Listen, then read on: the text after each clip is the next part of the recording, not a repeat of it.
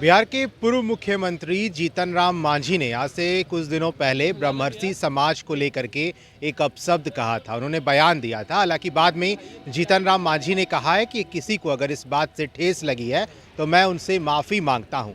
लगातार जीतन राम मांझी का ट्वीट आया और उन्होंने माफ़ी मांगी, सफाई दी। लेकिन आज देखिए, ब्रह्मर्षि समाज के लोग सबसे ज़्यादा इससे आक्रोशित हैं। उन्हें ठेस पहुंचा है। कई जगह जीतन राम मांझी के पुतले फूके गए, कई जगह पर थाने में केस दर्ज किया गया। जीतन राम मांझी बिहार के बड़े नेता हैं, बिहार के पूर्व मुख्यमंत्री रह चुके हैं और ब्रह्मर्षि समाज के लोगों ने कहा कि आज आकर के जीतन राम मांझी के इसी आवास पर शुद्धिकरण करेंगे।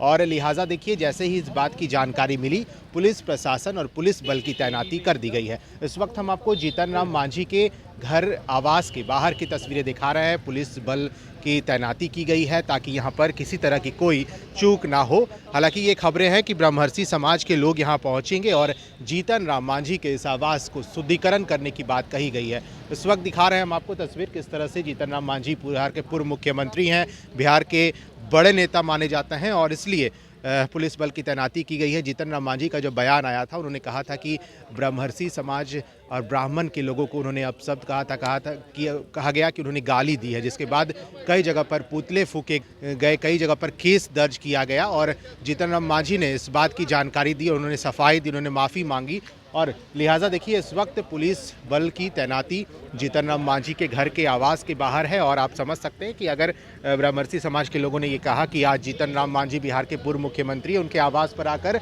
जो है शुद्धिकरण करेंगे, इसलिए ये तस्वीरें हैं इस वक्त आपको हम लगातार दिखा रहे हैं जीतन राम मांझी के आवास के बाहर की। और आप समझ सकते हैं कि किस तरह से तस्वीरें निकल के आई और जीतन राम मांझी ने जो बयान दिया, जो अपशब्द कहा उन्होंने, उसके बाद ये तस्वीरें निकल के आई। और कई जगह पर पटना में ही कई जगह जो है पुतले फूके गए जीतन राम मांझी के, कई जगह केस दर्ज किया गया, कई लोगों ने बयान दिया। उन्होंने कहा, कई ऐसे बयान आए कि आप अगर जीतन राम मांझी के जीभ को काट के लाएंगे तो 11 लाख रुपए का इनाम आपको दिया जाएगा। हालांकि बीजेपी की तरफ से उस नेता पर कार्रवाई हो गई है, लेकिन जैसे ही इस बात की सूचना जीतन राम मांझी तक पहुंची कि ब्रह्मर्षि समाज के लोग आकर के जीतन राम मांझी के इस आवास को शुद्धिकरण करना चाहते हैं, वैसे ही प्रशासन जो है वो एक्शन मोड में और सीधे यहाँ पर जो है सुरक्षा बल की तैनाती की गई और जो है सुरक्षा के पुख्ता इंतजाम किए गए हैं ताकि कोई तरह की चूक ना हो। जीतन राम मांझी का ये आवास है, आप समझ सकते हैं। यहीं पर जीतन राम मांझी इस वक्त पटना में जीतन राम मांझी जब होते हैं तो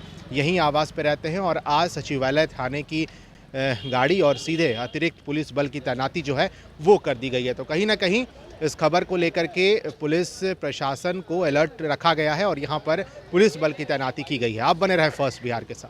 तंत्र मंत्र के बादशाह, भारत के जाने माने सर्वश्रेष्ठ गुरु खान जी, मिलेगा हर समस्या का समाधान गारंटी के साथ। मेरी बेटी की शादी के लिए बहुत से रिश्ते आते थे, पर कोई न कोई अड़चन पड़ जाती थी। इसी वजह से मेरा पूरा परिवार बहुत परेशान था। बाबा जी की दुआओं से आज मेरी बेटी एक बड़े घर की बहू बनी।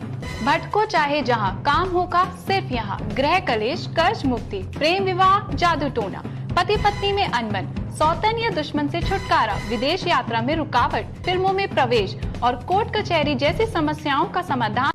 सभी समस्याओं का समाधान गुरु खान जी। अभी कॉल करें 9821707996।